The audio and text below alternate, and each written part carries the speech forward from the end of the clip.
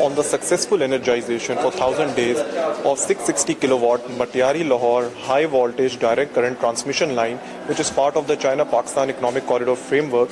Both Pakistani and Chinese staff here at the project in a ceremony celebrated the occasion, where they share their experiences and stories while marking the 10th anniversary of the CPEC and strong bonded friendship between the two countries.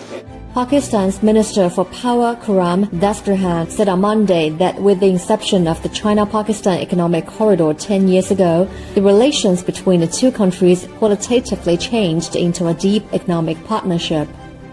We are celebrating 10 years of China-Pakistan Economic Corridor. The situation you need to imagine where Pakistan stood 10 years ago in 2013, in which Pakistan had crippling energy shortages, load shedding.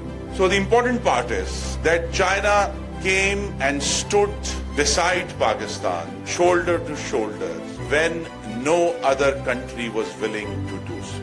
This is important because, as we all know, it is the tough times that allow you to recognize your true friends.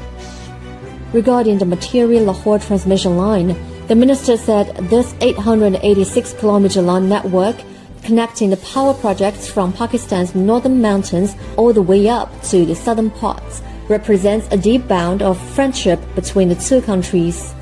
Launched in 2013, CPEC is a corridor linking the Gwadar port in southwestern Pakistan with Kashgar in northwest China's Xinjiang Uyghur Autonomous Region, which highlights energy, transport, and industrial cooperation.